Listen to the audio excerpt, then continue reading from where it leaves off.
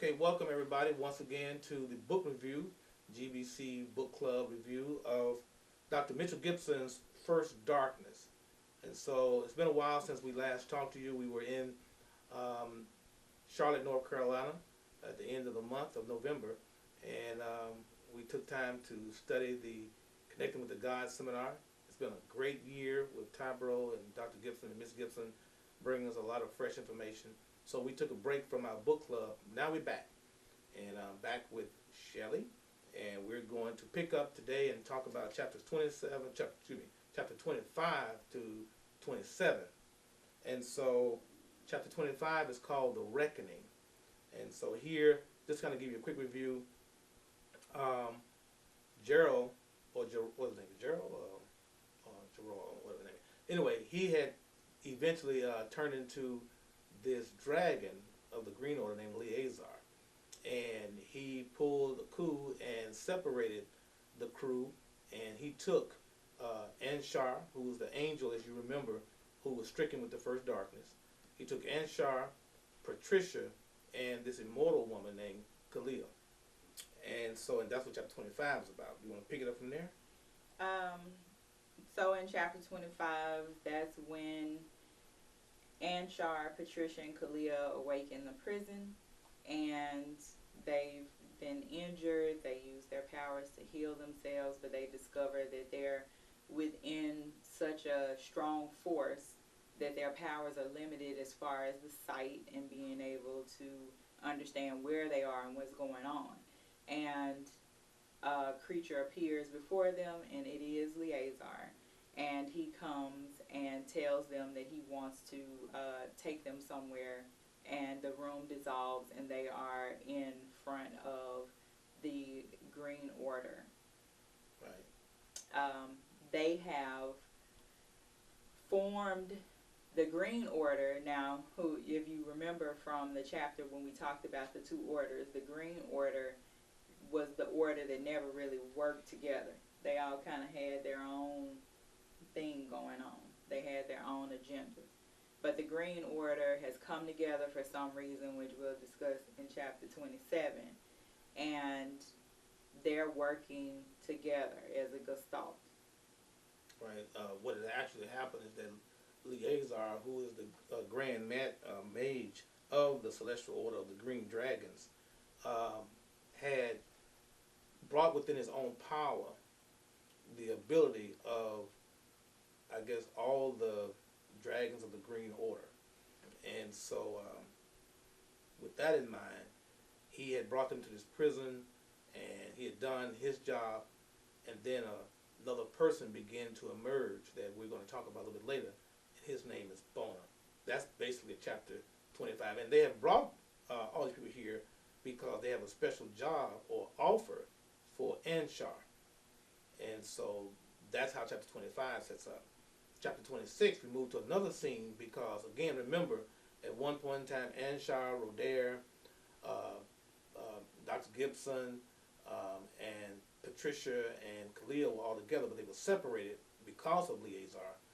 And in that move of Eleazar, it actually had damaged and caused some problems with Dr. Gibson that he had to be restored from. That gets into chapter 26. And so now everybody's trying to figure out what's going on. So in chapter 26, it's that particular chapter is called Finding Faith. And so Rodair, Dr. Gibson, and Miss Gibson are central in this chapter. Right. You want to say anything about that one? I think one of the first important things that we shouldn't look over in this chapter is the fact that Miss Kathy and Dr. Gibson paid attention to the fact that their house had been attacked. They had been attacked. And they were basically in danger because of the situation that was going on. And so the first things that they did was protect their home. Right. And go through measures of protection. This is about that protection. What they were protecting their home with was called wards. Right. And so, and that's what a ward is. It's a protection. That's something that's very important because a lot of times I think that people don't realize the importance of warding their home to protect it from attacks. And so I think this is a very good chapter for you to learn, or at least become aware of the importance of wards. And you actually can go to Tyboro, and they actually have various wards you can set up in your home, your office, that can protect your home from spiritual attack. Right. And so Dr. Gibson and Roder were basically having probably a little heated discussion about what was going on, right, and how they were going to deal with Liaison. How they were going to handle that, what Dr. Gibson assumed correctly, that it was a gestalt because right, of the level of power that had been generated. And they were trying to come up with a solution of how they would handle the situation that was going on. Right. See, the mystery was you had Anshar, who's a gatherer, a powerful angel, and you had Roder, who's a powerful angel. And how could this red dragon, who had the power, well, they didn't know he had the power of Gestalt, but how could he have done it? And they realized that he had the power of a Gestalt. And so now the question is, how do we respond to this? And here you have Dr. Gibson, who is red in order of the red dragon. You have this powerful angel named Roder, and looking for a solution to how to deal with the Gestalt. And guess who comes up with the answer? Miss Kathy, of course. Kathy Gibson. And she says, well, why don't we get help from the most powerful angel in the universe, the Demiurge, Michael. Don't have but the Demiurge, Michael. And so, and the question will be, why would Michael get involved in stuff like this, in a personal concern with something like this? Well, and Miss Kathy, of course, makes the point that if it actually is a Gestalt that that is working, and they are working against Earth right now, if they are attacking Earth right now, then eventually they're trying to work their way up to attacking, you know, the celestial army, heavens, the celestial city, all of that. And so that's why she thinks that they would have an interest or a dog in this fight. So they'll have to get permission, they have to talk to someone, and toward the end of chapter 26, that is, an interesting guest shows up at their house. It was a man. Let's see, I can get a description here. It was a man who looked like he was in his 70s, no taller than 5 feet 7 inches. His hair was thin and gray. His skin was thick and weathered. He wore a dark blue shirt, a black tie, a crisp Oxford shoes. He was the father-in-law of Kathy, so that'll make him the father of Dr. Gibson. And his name is James Barnett. And he shows up. We'll talk about him next week.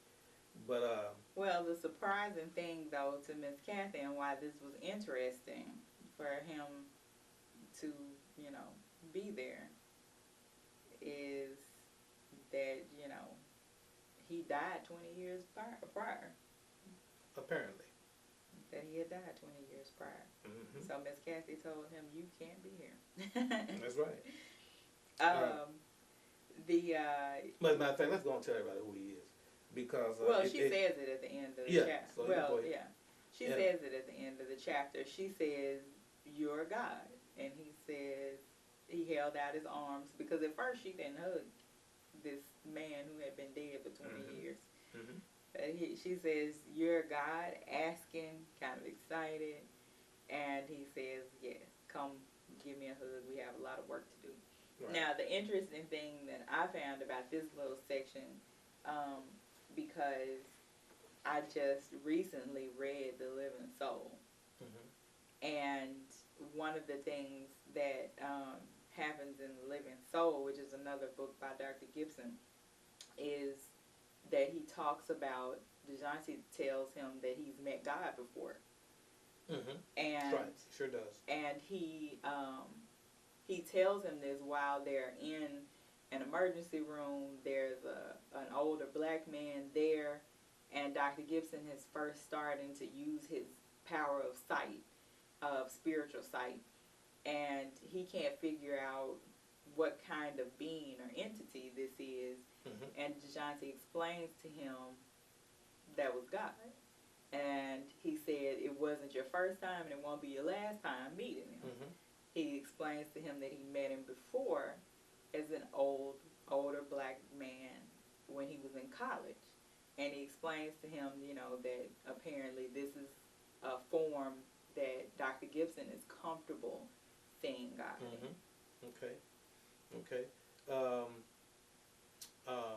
I guess this kind of goes in with Morgan Freeman has played God many times. So I guess in one sense, Dr. Gibson may have been watching Oh God. He threw in that in there. I'm just joking. But the fact is the fact is that it probably catches people by surprise to know that, because in the movie Oh God, I can't think of the actor's name. He's a little short guy. I can't think of what his name. George Burns. George Burns played God and the devil. Oh God, oh devil. And but anyway, the point is the same theory, the same idea is that God takes on a form and comes in an unassuming form, and people miss it. Right. We were talking about that this morning in our little small study, Sunday morning study, where we were talking about angels and the idea that, it's be surprising. Many people, even though they're in a religious service or in a church service, don't give any credit toward the idea of angels in their life. I think I heard somebody say that, well, angels appeared more back then than they do today. I said, how do you know that? I said, just because you don't perceive it doesn't mean that that's true. It's just the fact is that we don't make space in our consciousness to realize that angels and other supernatural beings exist. And I said, and don't always think that they will appear, though they do and can, as beings of light with wings or whatever. Right. Many times, even in the Bible, they appear as men, as women, as people who are, that you would not even expect any type of supernatural aspect about them.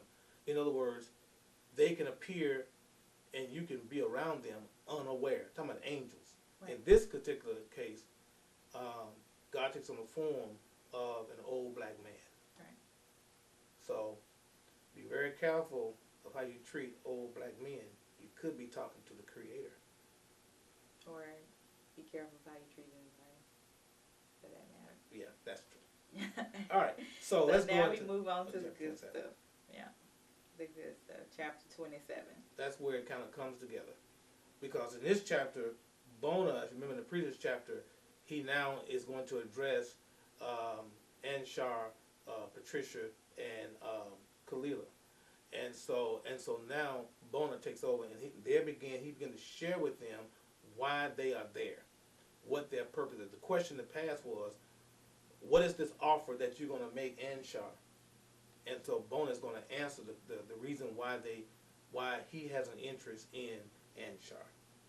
Right, and so he tells Anshar that he wants him to be in charge of the Green Order, the Order of the Green Dragon. And the reason that he tells him that he's perfect for the job is because he tells him that madness, the first, which we learned is the first darkness, is rare in an angel, but even more rare is to find someone who has undergone this madness and overcome it to a certain extent, which is what Anshar had done.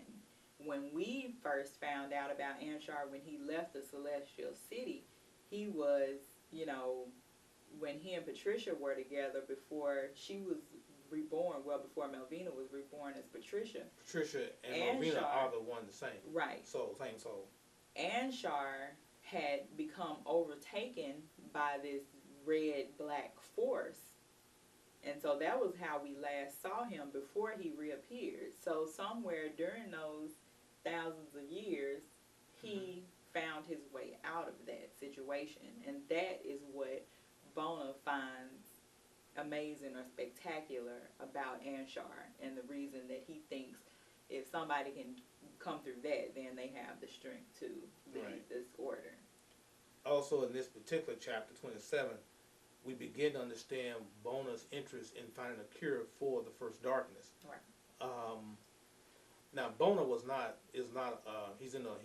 leader. He was the leader of the Green Dragons, but his actual origin is that he was a member of the Ancient Ones, and as a matter of fact, they are considered to be the oldest race in the universe, and they had achieved some very interesting accomplishments as a highly evolved people. They had actually explored space-time in what they call the multiverse, Right. and they had really developed and evolved their consciousness to a higher level. Go ahead. Oh no. Go ahead. To the extent that they had put an aspect of themselves in the lower races, in the countries of lower races, to give them potential, I guess, so they can explore them, I guess, or do something with them. Right. Also, they had conquered death, which allowed them, which has allowed them to transform the very essence of their bodies into pure energy and consciousness. Right. And so, and they had become a part of the fabric of space-time in the universe. So, having achieved such a great thing, they were not satisfied. They wanted to go further, to explore more of reality. And what they ran into was, I guess you might say, the limitations of the world or the universe in which in all life, was living in. And they described in the book as a giant atom. But they wanted to be able to go further. Therefore, the question was, their scientists were trying to figure out, how do we do that? And so, to overcome that, so I understand it correctly, they tried to punch holes, to go beyond the context, to punch holes into this atom. And as a result of that, it couldn't do it. It wouldn't work. And they became affected by the radiation, a particular type of unique form of radiation. Let's see exactly how they describe this radiation. Called it a rare form of radiation that seemed to emanate from the energy barrier itself of the atom. And they were affected by this radiation because the lower forms were not, but the higher forms of creation were. And it began to sap them of a tiny portion of their power. And so, as they became infected with this, they became stricken with what is called a madness. It took time for it to come, but the fact is, they would eventually go mad, and this is called the first darkness. I think that's an interesting term, the first darkness. So he said this is disease, it spread slowly among their people, and they could not secure, could not overcome the first darkness, despite all their efforts of the greatest minds. They could not overcome the first darkness, and many of them began to succumb. So the desire now is, how do you get healed? How do you recover from the first darkness? You want to share some of the plans they had to deal with the first darkness? Well, actually, before we got to that point, I kind of wanted to talk about, what you said about the fact that, they call this madness the first darkness. And what do you think they felt like the first darkness was? What do you think? What kind of things do you think? What would you compare it to? In our world? Yeah. Well, for people who are, I would look at it like this, for people who are trying to evolve, the first darkness would be what they would call the devolution. the reason that I asked that question is because I was thinking about the sermon that you gave today in comparison to the first darkness, and how we think lots of times of the darkness that may come over us, the madness, the turmoil, the barriers in our lives, as something that is stopping us, holding us down, and it does oftentimes cause madness and despair, because when you go back and look at when they were talking about when it first started, and the fact that they got this Adam, this thing was greater than them. That was one of the problems that they had with it, that there was something greater than them, more powerful for them, that they couldn't overcome it. They could not overcome it with their intellect. There was nothing they could do to get past it. And they said that there were thousands of their explorers who could not deal with the fact that there was something greater than them that they couldn't overcome, and that itself caused them to go mad, caused some of them to go mad. As a matter of fact, the part where I think it touches on what you're talking about, it says, unfortunately, despite all of our power and resources, none could be secured. We watch helplessly as billions of our greatest minds slowly succumb to the illness.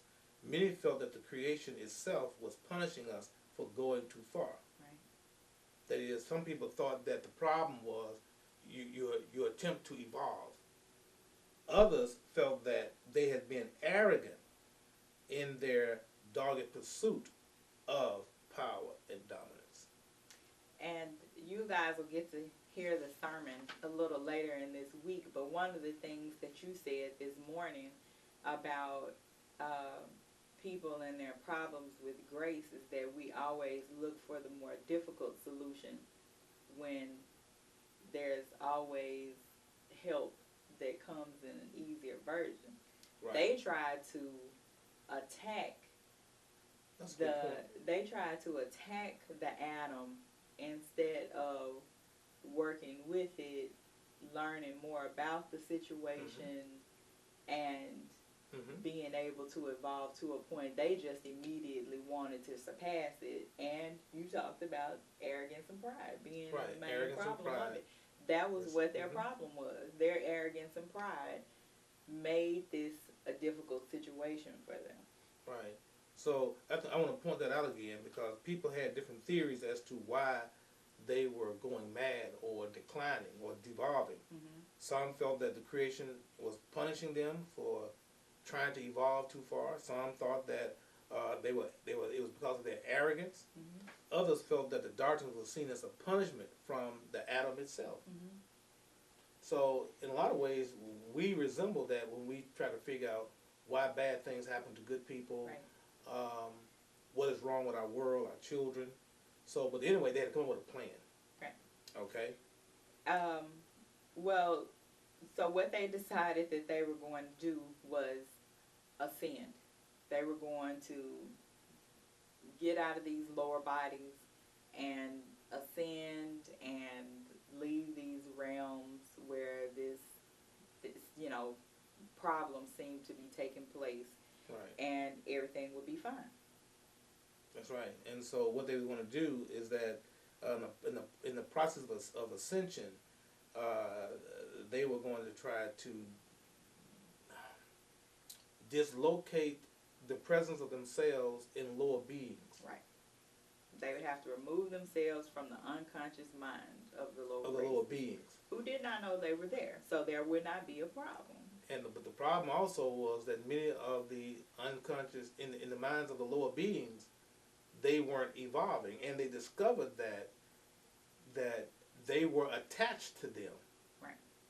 Therefore, they could not. Now, that's an interesting thing, because that's another aspect of our society.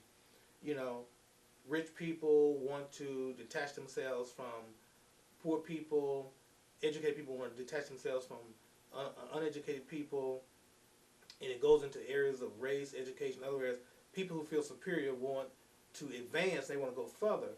Even within the same family or within the same community, people want to advance, but they feel like the people who are not advancing are holding them back.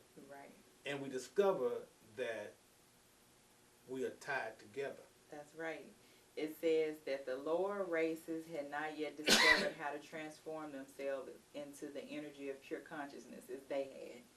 They were still bound to the laws of space and time, which they were not. They had not yet conquered the force of death. Right, the lower races. The lower races had not. I wonder why the higher races did not decide to help the lower races well, discover. See, wait, you jumping ahead. Oh, okay. So the scientists discovered that as long as the lower races were bound by these forces, then they too would be bound. Now that comes in. See, because the problem was that they did this in selfishness.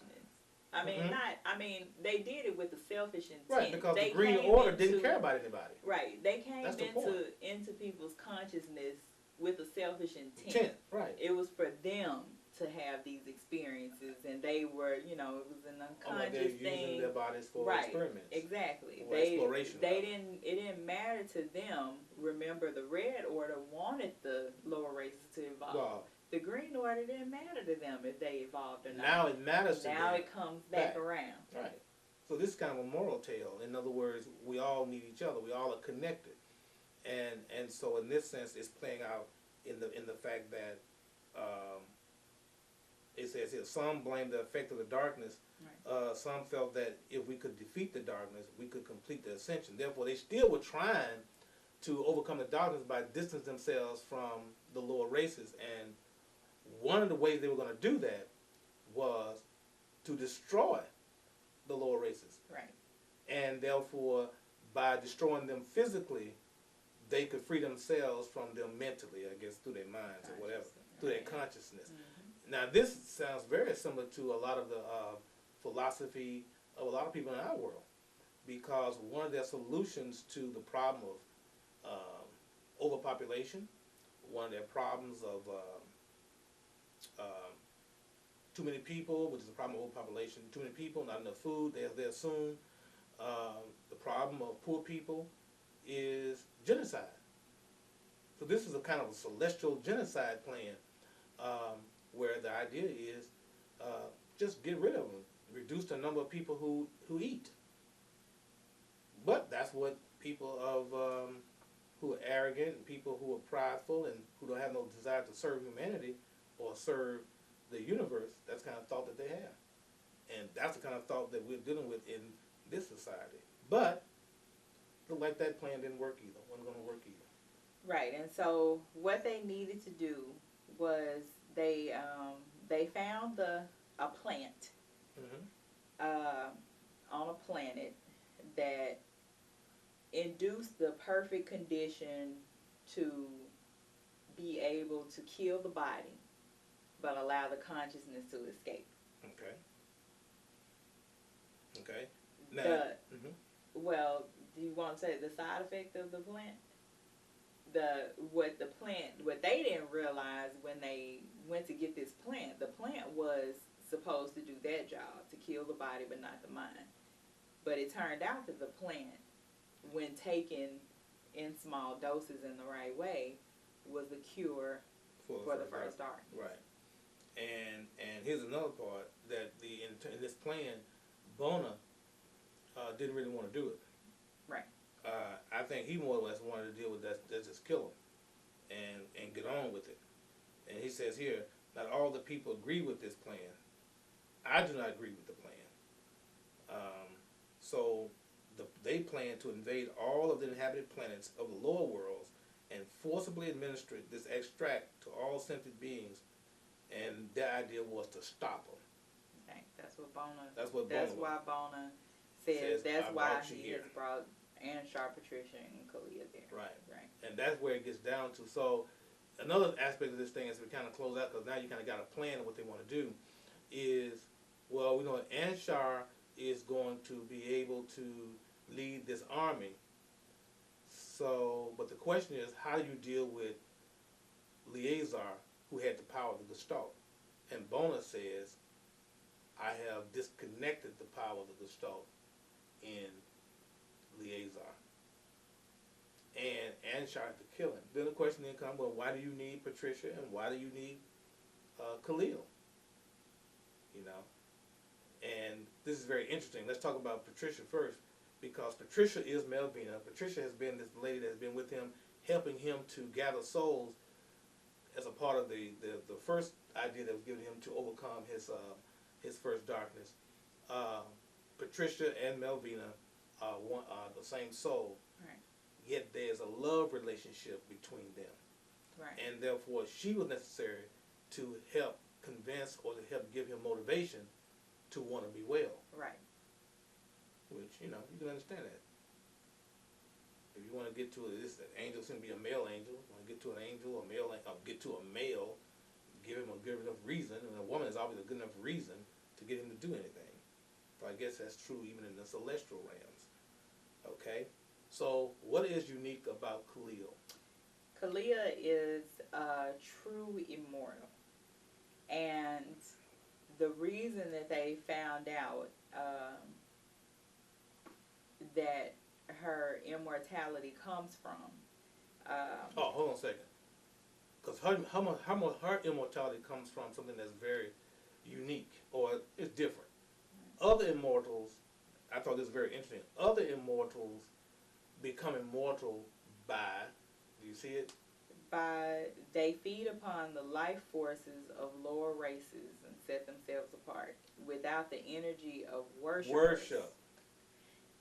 Now that goes back to Greek and Roman mythology.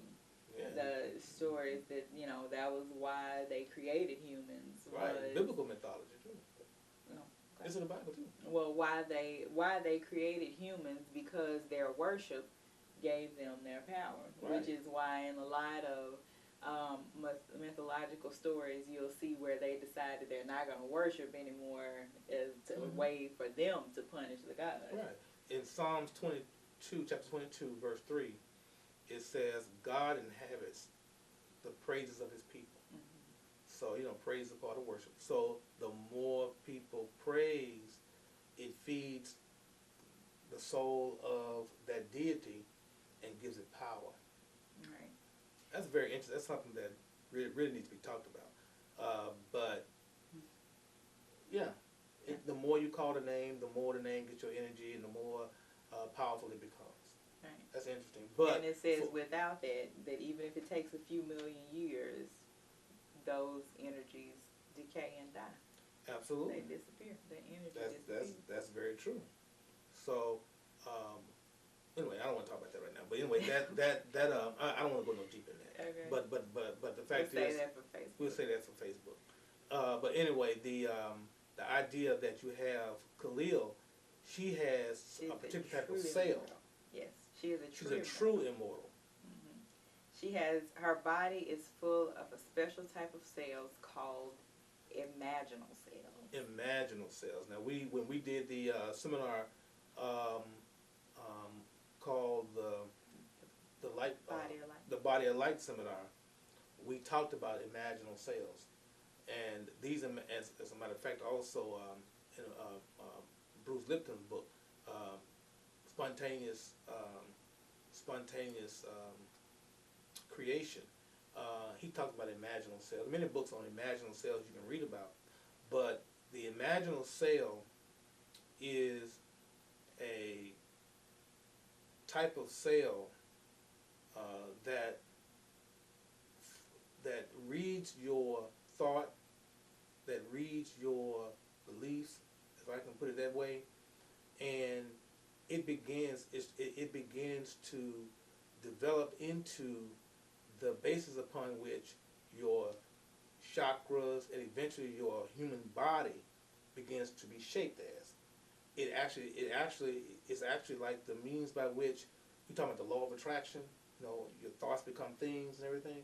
Well, the imaginal cells in your body actually become the precursors for the generation of your body of light. And if you are filled with I guess negative thoughts, emotions, energies, those cells will take on the shape of that thought. Thought becomes things. If you're filled with high energy, spiritual, high evolutionary thought, vibration, and frequency emotions, it begins to move into that.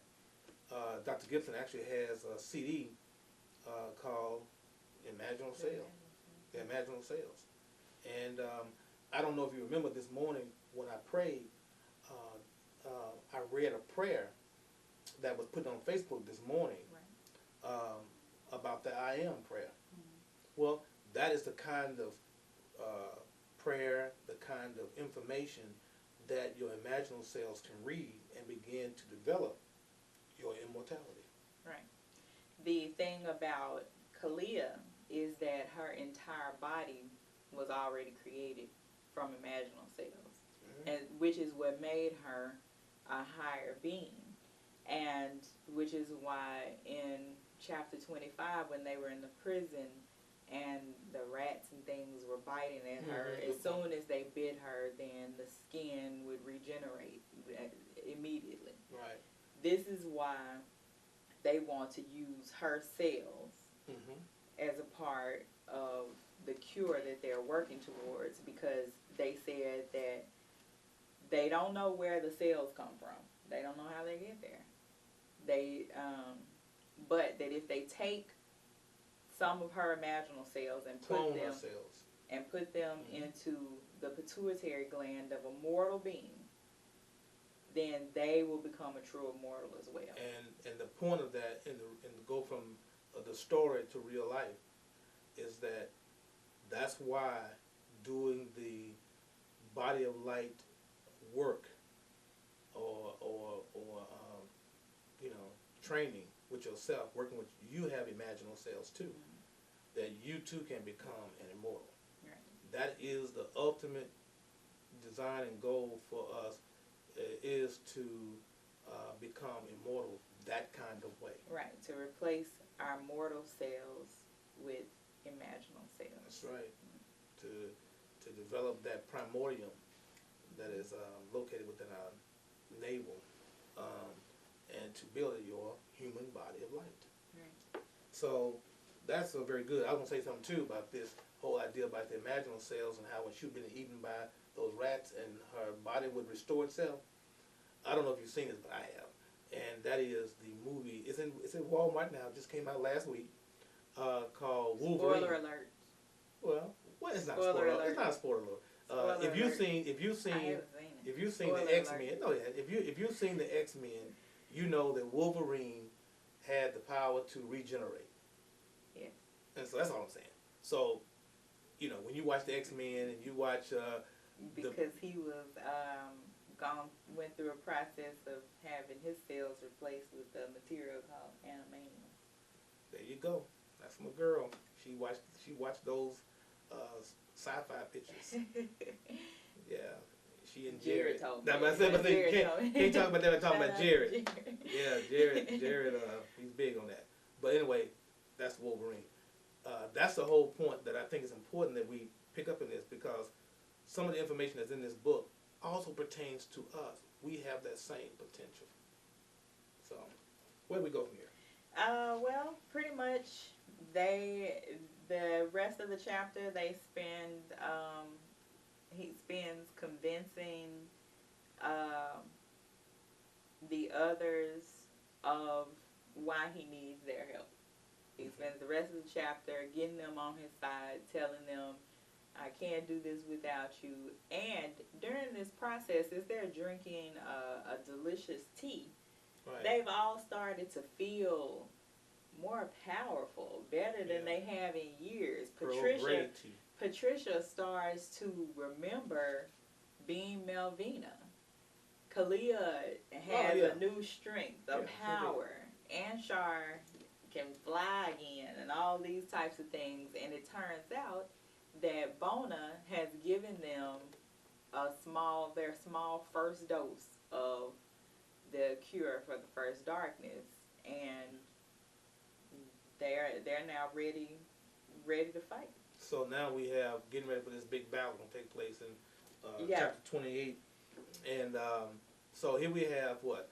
Anshar, Patricia, and Khalil Oh right, yeah, Working we for need Bona. to say that. Yeah, they Bona's told them their plan. Now remember that Dr. Gibson, Miss Kathy, and Roder are getting ready to go and talk to Michael The Demiurge. and DeJounte. They said they were going to ask him for help also. Right.